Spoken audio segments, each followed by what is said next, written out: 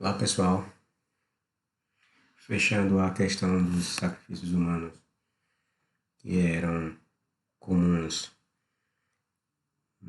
entre os hebreus, eu trago uma informação da Enciclopédia Judaica. Vamos ver como é que ela nos passa essa informação com relação aos sacrifícios do antigo Israel. Vocês podem conferir, nós vamos ver aqui nesse site aqui, www.jewishencyclopedia.com.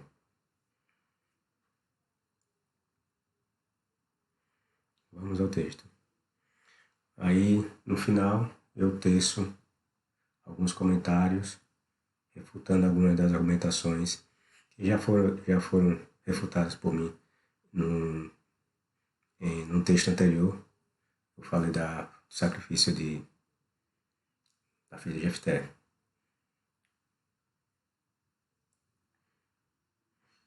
Vamos lá.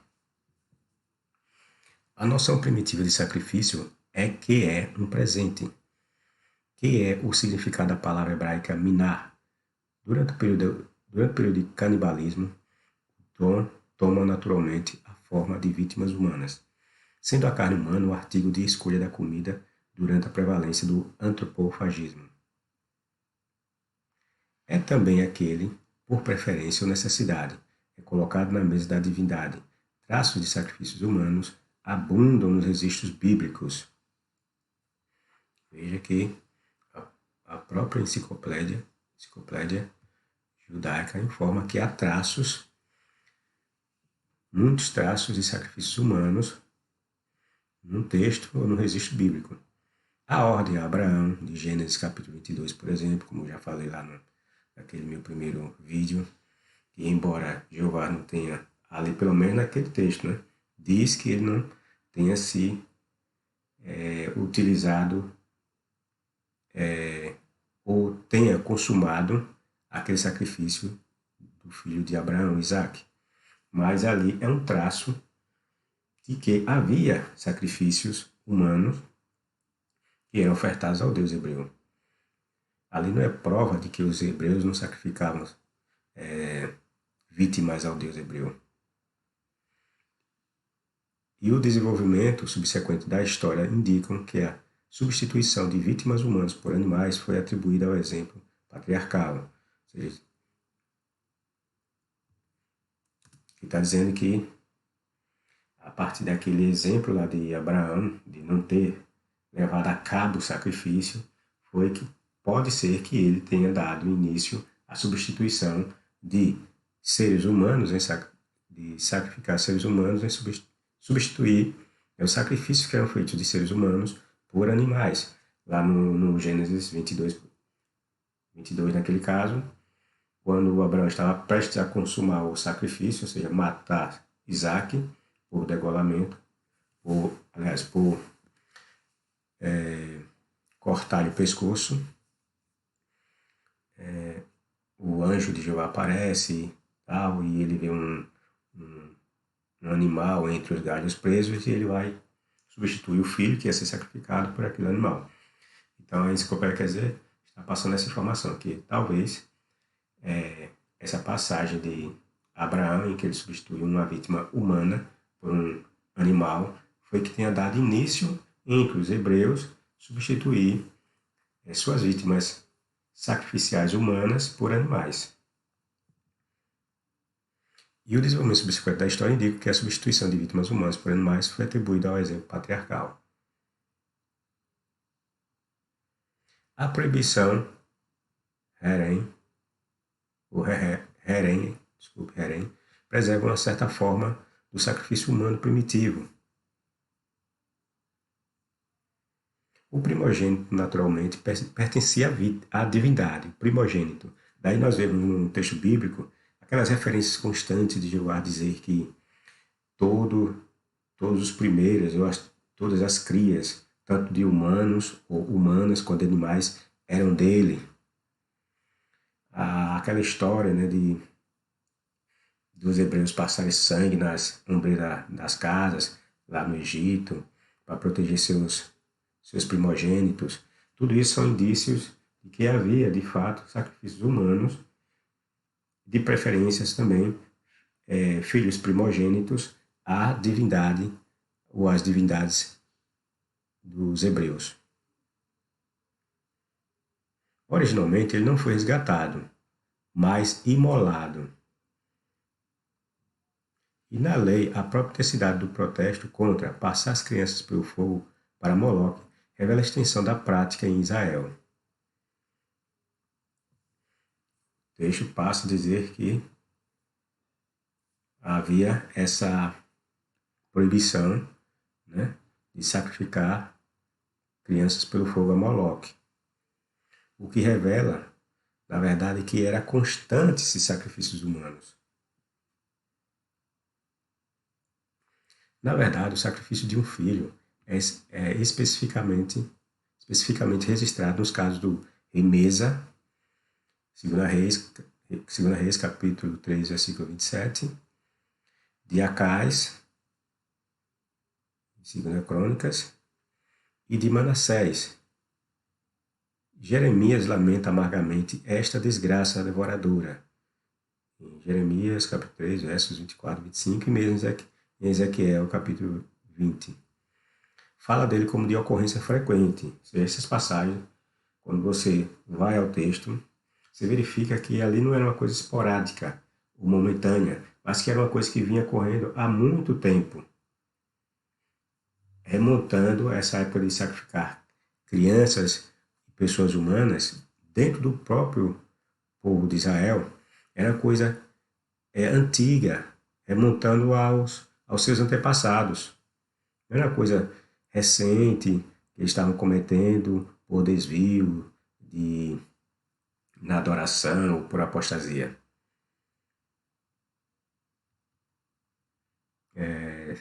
PS, isso aqui é um Salmos 37, 38. Confesso que filhos e filhas foram sacrificados a demônios. Aqui é um Salmos. Salmos 160, versículos 37 e 38. Confesso que filhos e filhas foram sacrificados a demônios. E em Deuteronômio, Isaías, aqui temos no capítulo 57, verso 5, faz alusões a essa terrível iniquidade. Se repetem, se essa iniquidade de oferecer vítimas humanas se repete também e é demonstrado no Deuteronômio Isaías. E na verdade, Deuteronômio Isaías é o livro de Isaías. Se tais ofertas foram feitas a Moloque, alguns casos não são suprimidos, onde a vida humana foi devotada a IHVH, ou seja, foi o registro, quer dizer que há registro de que essas vítimas humanas foram oferecidas aos deuses pagãos, como Moloque, mas há também, num texto bíblico, a existência de sacrifícios sendo ofertados a Javé.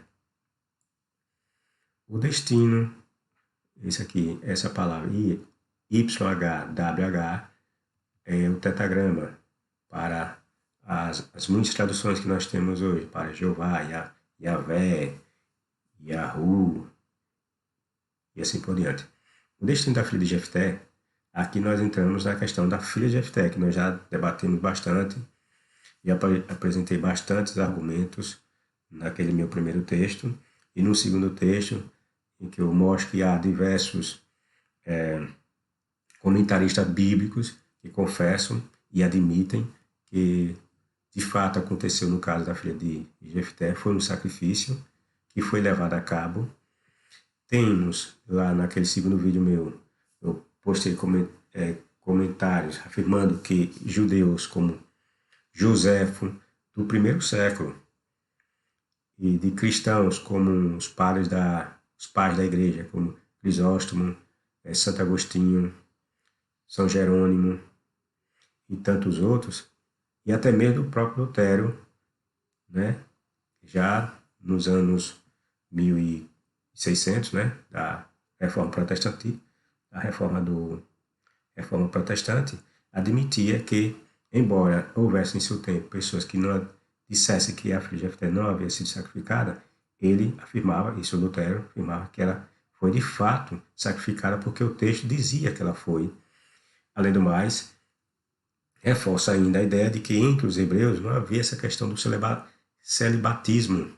Havia o celibato entre forçar a pessoa a entrar num estado de isolamento total para não ter relações ou casamento com outras pessoas. Não existia isso. Fala até que não existia aquela questão das vestais, que eram mulheres que isolavam do povo e que não poderiam casar. Não existia isso entre os hebreus. O destino da filha de Jefté apresenta o exemplo mais claro de tais informações. Juízes 21, versos 30, 31, 34 e 40. O dos 7 filhos de Saul, nós temos também esse exemplo, né? Embora o texto lá não deixa muito claro, assim, dizer, foi um holocausto para Jeová. Mas o texto fala que, após a morte ou assassinato daqueles 7 filhos de Saul, o Deus hebreu parou com a praga que estava assolando o povo de Israel. E o texto fala que ele foi aplacado. Esse termo é muito usado para sacrifícios quando são dados às divindades, que elas se sentem satisfeitas. Aplacar diminuir o furor da divindade. E o texto mostra que o Deus hebreu ficou satisfeito, ou foi aplacada a sua ira, o seu furor, a ponto de ele tirar sobre Israel a praga que ele tinha trazido no tempo do rei Davi. Se vocês podem conferir, em 2 Samuel, capítulo 21, versos 1 a 14. Eu vou fazer um texto, aliás, vou fazer um vídeo, um texto, subsequentemente, sobre essa questão aqui do sacrifício lá dos 7 filhos de Saul. Existe uma história por trás daquele sacrifício, ou daquele assassinato dos filhos de Saul. Tem um segredozinho ali que poucas pessoas se dão conta. Pois bem, dos 7 filhos de Saul, entregues por Davi aos homens de Gibeão, é outro exemplo de sacrifícios humanos. Embora a fraseologia seja menos explícita. A fraseologia não é explícita, mas nós já entendemos implicitamente que houve um sacrifício. Outras indicações, entretanto, apontam na mesma direção. Sangue pertencia a IHVH, ou seja, no texto bíblico há a existência constante, a repetição constante da fraseologia em dizer que o sangue pertence a Jeová. E ninguém, nenhum homem ou humano, poderia consumir o sangue, só Yahvé. E por quê? Porque o sangue continha vida. Eu também fiz um texto que detalha essa questão do sangue estar, aliás, da vida estar no sangue. E por que do Deus hebreu, ou dos deuses dos hebreus, quererem tanto sangue, exigir tanto esse sangue. Nenhum homem pode comê-lo, 1 Samuel, Levítico. O sangue era a alma. Quando os animais foram substituídos por vítimas humanas, o sangue ainda era a porção da divindade. Nenhuma construção teológica sutil de uma filosofia de expiação é necessária para explicar esse traço proeminente.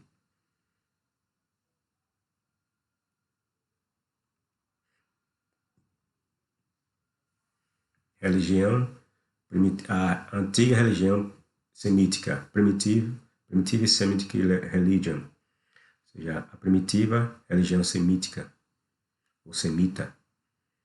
O sangue no lintel, a aliança do limiar, na Páscoa era a prova de que aquilo que o destruidor, nós vemos a presença do destruidor lá no livro de Êxodo, né, quando diz que Jeová ia enviar o o anjo destruidor, para matar todos os primogênitos dos egípcios, estava buscando, a saber, a vida, não fora retido. Ou seja, o destruidor buscava por vidas. O rito da circuncisão, que é uma farsa para os hebreus, né, que já provei isso naquele texto ou naquele vídeo, falando da marca da mentira, que não era a circuncisão, não começou com os hebreus, eles simplesmente a pegaram de outros povos e trouxeram para o texto dizendo que era uma ideia nova, exclusiva dos hebreus, pelo menos nos primeiros capítulos lá do Gênesis, eles passam essa ideia de que a circuncisão começa com Abraão e que ela era uma marca exclusiva dos hebreus que distinguia dos demais povos, a ponto de a da circuncisão ser entre os descendentes de Abraão e não mais entre outros.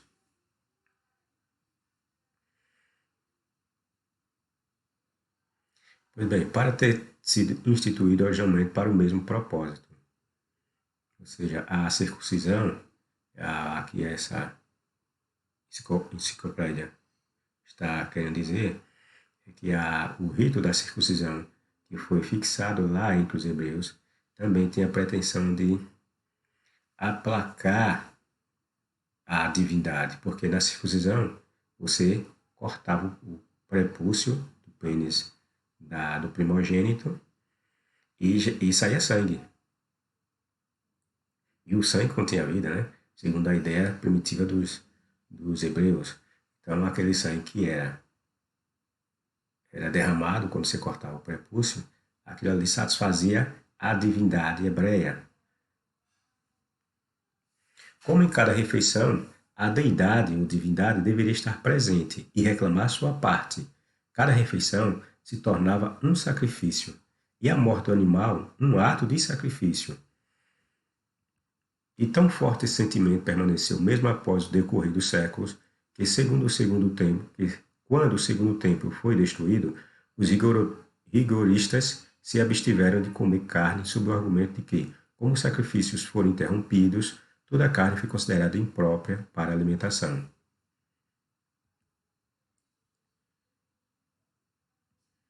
O caráter doador dos sacrifícios hebreus aparece também no material usado, que é sempre algo para comer ou beber. Os artigos, ou seja, está dizendo que os sacrifícios entre os hebreus era sempre assim, ou de comida ou de bebida.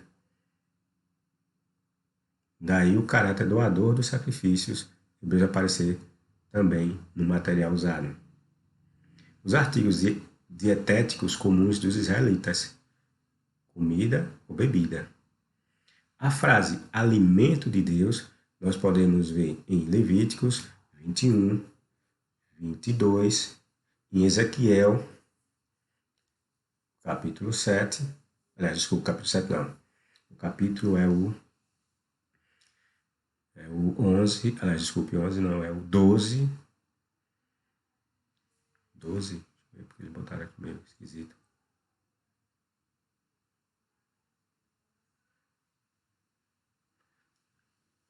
E V. Está alguma coisa errada aqui. Deve ser o 14:7. Ezequiel 14:7. Prova o uso para o qual tais ofertas foram destinadas. E Salmos, aqui também é um erro, botou eu. Aqui, Salmos 13 também revela essa intenção. Esse é o comentário da enciclopédia judaica, enfatizando que existia, de fato, a presença de sacrifícios humanos entre os primitivos hebreus. Que o sacrifício humano não era uma coisa nova e recente, ou um desvio de caráter dos hebreus diante da adoração pagã que ele se encontrava. Não. O texto, há diversos indícios no texto, ainda que muitas são implícitas, que dão a entender que os hebreus já sacrificavam ou já ofereciam vítimas humanas ao Deus hebreu. E eu ainda vou fazer outros vídeos falando da questão do sacrifício. Não vamos esgotar esse assunto por aqui, não. Vai haver outros textos trazendo a ideia ou provando a existência de sacrifícios para o Deus hebreu lá entre os primitivos hebreus.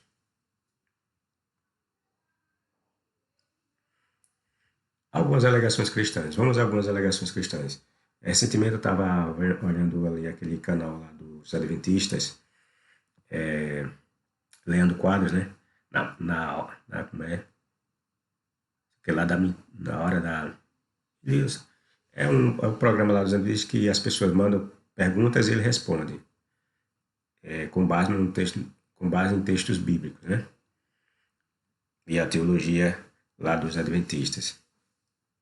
E uma delas, ele disse que o texto, ele fala também que há eruditos que afirmam que de fato a filha de Jefté foi de fato sacrificada.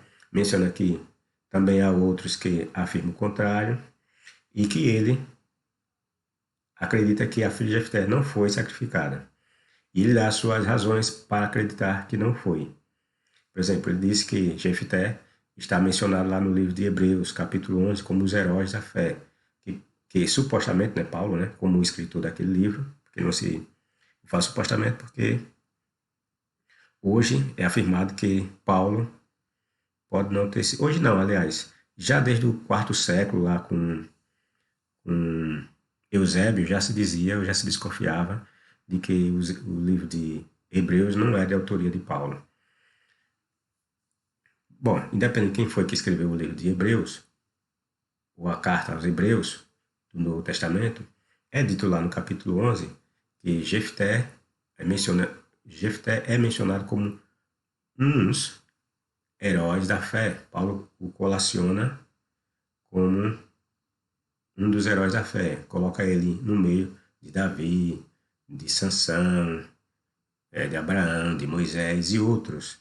Aí ele, com base nisso, Leandro Quadros afirma que Paulo, que era um escritor inspirado, não ia colocar uma pessoa entre os heróis da fé que tivesse cometido um crime desse, ou ter violado a lei expressa do Deus hebreu.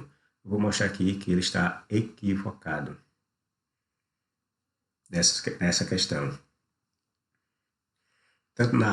Tanto no seu argumento em querer afirmar que não houve sacrifício, por causa da presença de Jefté estar lá no livro de Hebreus, quanto na questão de dizer que Jefté não sacrificou a filha. Esses argumentos, vocês sabem, já foram também já demonstrados lá no primeiro e segundo vídeo, mas vou reforçá-lo novamente aqui. Pois bem, primeira alegação, ele certamente conhecia a lei de Deus que proibia rigorosamente sacrifícios humanos, e por certo sabia que Deus tinha tal ato como uma abominação intolerável. Aí citam Levítico capítulo 18, versículo 21, Levítico capítulo 20, Deuteronômio 12, 18. Só que tem um probleminha, que os cristãos caem nesse grande equívoco de interpretação. Não havia lei nenhuma. Quando Jefté, supondo que essa história tenha sido real, né? Eu também já falei lá no primeiro vídeo que muitos acreditam que ela, na verdade, é uma cópia ou plágio de antigos mitos gregos, né? Mas supondo, partindo da suposição de que ela tenha sido verdadeira, os cristãos esquecem que Jefté viveu no período dos juízes. Quando eles saem da terra do Egito, passam mais de 300 a 400 anos ali, né, para chegar na terra de Canaã. Eles passam 40 anos, né, no deserto. Depois que sai do deserto, passa mais um longo período para fazer a conquista das terras dos cananeus. Cada tribo, né, eram 12 tribos, uma não tinha direito às terras, mas as 11 tinham. As outras 11 tinham direito à possessão da terra dos cananeus. Então, Depois que eles saem do deserto, seus 40 anos, em que mais de 600 mil pessoas já tinham morrido e a nova geração surge, aí eles passam mais um outro longo período para conquistar as terras dos cananeus. Eu já vi tradução que coloca ali em torno de 600 anos, né? São traduções antigas que aparece o tempo que eles ficaram ali guerreando para conquistar as terras dos cananeus. Há quem fale de 300, 400 anos. Pois bem, então nesse período de que eles ficaram ali, tentando conquistar as terras dos cananeus, foi o período que eles chamam de juízes, que surgiram juízes, como Gideão, Sansão, Jefté foi um desses juízes. E durante esse tempo, o próprio texto bíblico, lá no próprio livro de Juízes, nos informa a seguinte coisa: aconteceu também naqueles dias em que não havia rei em Israel, que houve um homem levita que, peregrinando aos lados da montanha de Efraim, tomou para si uma concubina de Belém de Judá, que é o relato de uma concubina, que é uma rapariga, uma puta do hebreu. Se ele tinha concubina é porque ele tinha uma mulher antes, tá entendendo? Então essa mulher era uma puta dele, segunda, não vou dizer uma segunda esposa porque parece dizer que tanto uma como a segunda seria uma coisa legal, mas não é. A mulher que era casada que era mulher. A outra que ele tivesse ia chamar concubina, era uma rapariga, uma puta. A, como, é, como nós entendemos hoje, né? O homem que é casado tem outros relacionamentos com outras mulheres sem ser casado. Então essa mulher é uma rapariga, né? E assim, esse caso de concubina no texto bíblico é essa mesma ideia. Só que as concubinas eram reconhecidas, todos sabiam que aquela mulher era concubina daquela pessoa, tá entendendo? Não é como hoje. O cara é casado, tem relacionamentos extraconjugais fora e em segredo. Lá não, eles tinham esses casos, mas era uma coisa reconhecida e que todos sabiam. É tanto que lá em Salomão diz que ele tinha 700 mulheres e 300 concubinas. É especificado claramente quem são as mulheres e quem as não são. Tá entendendo? Pois bem, então o texto aqui fala que nesse tempo dos juízes não havia rei. É tanto que havia juízes.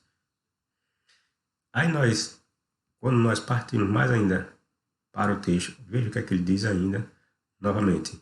Naqueles dias não havia rei em Israel. Nos mesmos dias, a tribo dos Danitas buscava para si herança para habitar, porquanto até aquele dia, entre as tribos de Israel, não lhe havia caído por sorte sua herança. Então foi o que eu falei.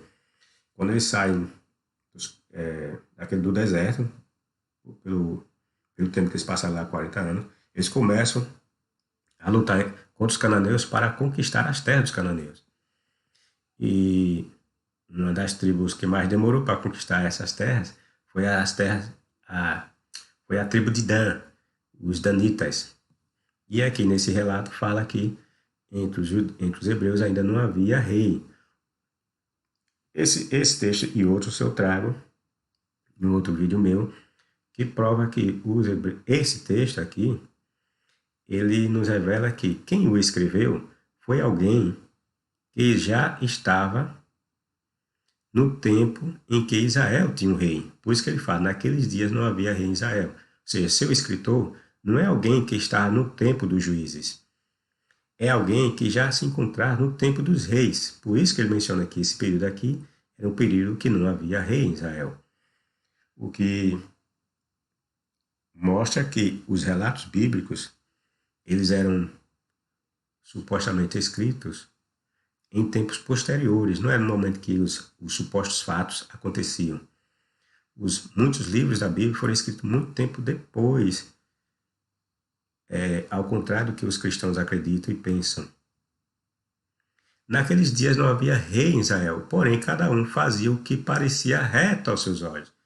E aqui acaba com o comentário que eles falam.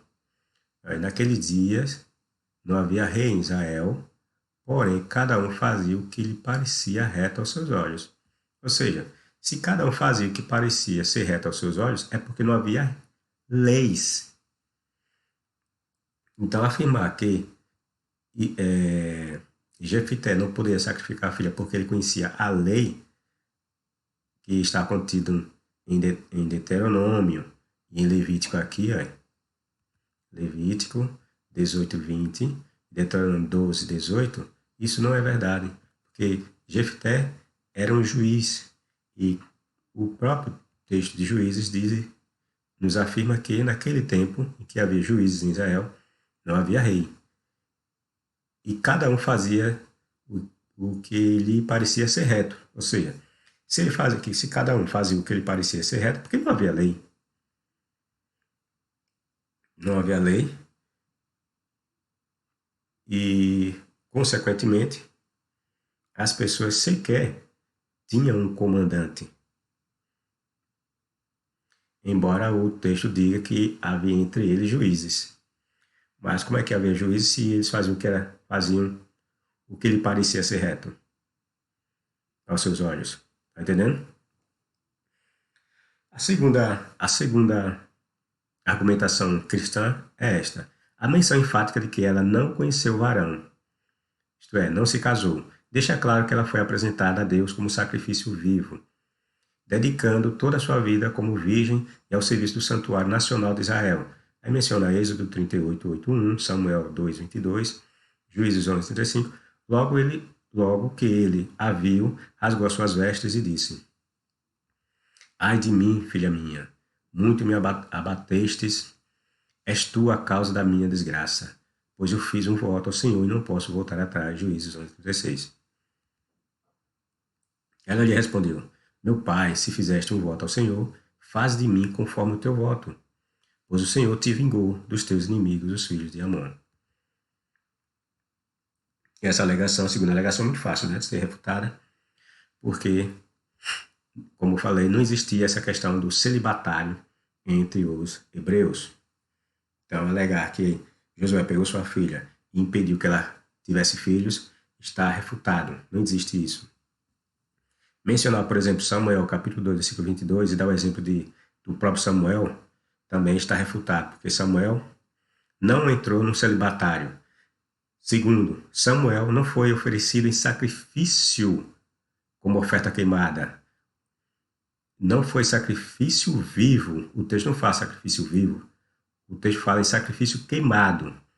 E todas as vezes que o texto hebraico fala em sacrifício, holocausto, de forma de holocausto, oferta queimada, de fato a vítima é morta. Não existe esse negócio de pegar a vítima e deixar ela viva. Certo? Não existe isso. Então é muito fácil essa refutação e mostrar que esse argumento é furado. Não existe. E, como já dissemos, não existia essa questão de celibatarismo entre os hebreus. Os próprios sacerdotes eram casados. Os próprios sacerdotes tinham mulheres e tinham filhos. Eli, por exemplo, tinha filhos. Samuel, que eles mencionam aqui, teve filhos. Então, pegar o exemplo de Samuel e dizer que Samuel foi dedicado ao serviço no templo, isso é uma mentira no sentido de querer usar esse argumento para justificar ou tentar dizer que a filha de Jefté não foi sacrificada, mas foi sim prestar um serviço sagrado de forma integral no templo do Deus hebreu. Isso é mentira. No templo, na tenda, na verdade é na tenda, né? Que nessa época não existia templo, existia a tenda, ou tabernáculo. Por quê? Como disse, Samuel não foi oferecido em oferta queimada, mas sim foi dedicado como um nazireu desde criança, certo? Há muita diferença entre esse exemplo e a filha de Jefté, que o texto fala que ela foi oferecida em sacrifício queimado. Como eu disse, o sacrifício queimado foi também usada essa expressão para Isaac, lá no caso de Abraão. É só você agora analisar. Se no caso de Isaac, o sacrifício queimado significaria que Isaac seria morto a ponto, é tanto que o anjo teve de impedir, né, Abraão de o matá-lo. Porque no caso de Abraão, o sacrifício queimado era a morte de Isaac. E no caso da filha de Jefté não seria. Por que não seria? Está entendendo a lógica?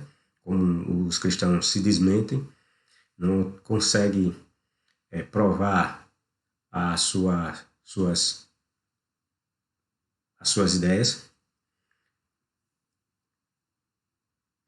E como também já falamos, há diversos judeus do passado e também cristãos de nossa época que dizia que o texto deixava bem claro que Jefté de fato sacrificou a filha. Então tentar falar bobagem em cima desse texto como eu falo sempre, o cristão querer se fazer de cachorro. Quando o cachorro fica correndo atrás do rabo, né? Nunca chega a lugar nenhum, né? Um bobalhão, né? Fica só atrás do rabo. É assim que os cristãos se comportam quando tentar justificar o injustificável, só para dizer que o Deus hebreu não se agradou daquele sacrifício. Nós, quando analisamos os textos, vemos claramente que o Deus hebreu não tinha por que não se agradar daquele sacrifício. Se ele mandava as mulheres serem estupradas, seus filhos serem arrancados das barrigas e serem jogados ao fio da espada, por que um Deus desse não ia se agradar de um sacrifício como esse? Lá no livro de Deuteronômio, capítulo 25, 26, e se repete no capítulo 30, o Deus hebreu disse claramente que ia fazer com que as mulheres, a mais mansa das mulheres, ou o mais manso dos homens, fossem comer seus próprios filhos. Um Deus nesse grau de crueldade desse, você acha que ele ia se importar com o sacrifício de uma filha que ia ser ofertada para ele mesmo? Só na cabeça de um cristão que não pensa, não raciocina, que quer como quer dar ao Deus hebreu uma personalidade boa que pensa dessa forma.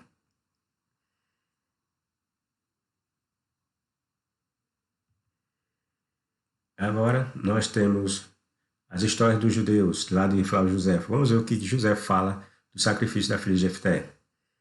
O historiador Flávio José, do primeiro século, nesse livro diz o seguinte: sacrificou a vítima inocente. Sacrificou. Vocês podem conferir. Pegue lá o livro de A História dos Judeus de Flávio José e olhe lá essa sua declaração. Sacrificou a vítima inocente, ou seja, a filha de Jefté foi uma inocente. Ele foi e sacrificou. Não diz que ela foi levada para o próprio José, que era um judeu lá do primeiro século, você imagine.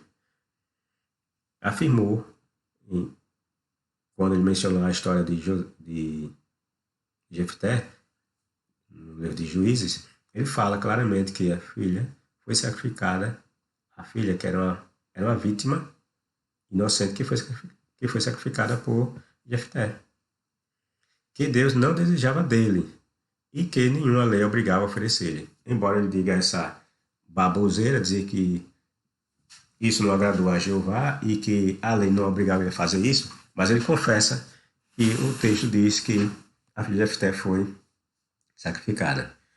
E quando dizemos que aqui, quando José fala que Deus não desejava isso, é uma baboseira, que já dissemos, né, que um Deus que mandava outros povos invadirem as terras dos hebreus para estuprar as hebreias, para matar os filhos ao fio da espada, ou mesmo quando ele mandar que os hebreus invadissem, quando profetizava que outros povos viriam e ia fazer a mesma coisa com os hebreus, você não pode esperar que um Deus como esse não ia se agradar de um sacrifício humano para ele.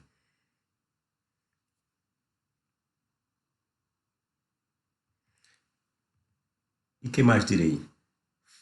Fartar-me-ia o tempo contando de Gideão e de Baraque e de Sansão e de Jefté, de Davi e de Samuel e dos profetas, os quais pela fé venceram reinos, praticaram a justiça, alcançaram as promessas, fecharam as bocas de leões, apagaram a força do fogo, escaparam do fio da espada, da fraqueza tiraram forças, na batalha se esforçaram, puseram em fuga os exércitos dos estranhos. Hebreus 11, 34. Hebreus capítulo 11, versículo 32 e 34. É com base nesse texto que Leandro Quadros e outros crentes acham que Jefté não sacrificou a sua filha. Mas, como já dizemos, já provamos que ele sacrificou sim. E dizer que ele está incluído na galeria de homens de fé dos hebreus, na epístola aos hebreus, isso não justifica nada, não quer dizer que ele não tenha feito. Estar lá não quer dizer que ele não fez. Se assim fosse, Davi, por exemplo, não estaria. E Davi é mencionado. E o que foi que Davi fez? Davi foi um assassino sanguinário, a ponto do texto dizer que, por Davi ser um homem de sangue, ter muito sangue em suas mãos, o Deus hebreu disse que ele não faria a sua casa, deixaria para o seu filho fazer a casa, o templo. Ou seja, temos entre os heróis mencionados por Paulo, ou quem faz às vezes de Paulo, dizer que Davi era um herói de fé. Então, temos também Gideão. Esse Gideão, se vocês lerem lá está em Juízes, ele se tornou um pagão. Começou a adorar vários pagões. Começou a adorar vários deuses. Na realidade, ele sempre foi adorador de vários deuses. O texto quer dizer que ele passou a ser adorador de vários deuses, mas ele sempre foi. A ideia de passar a ideia, o escritor passa essa ideia de que ele se tornou depois, é porque o escritor é um monoteísta. Tá entendendo?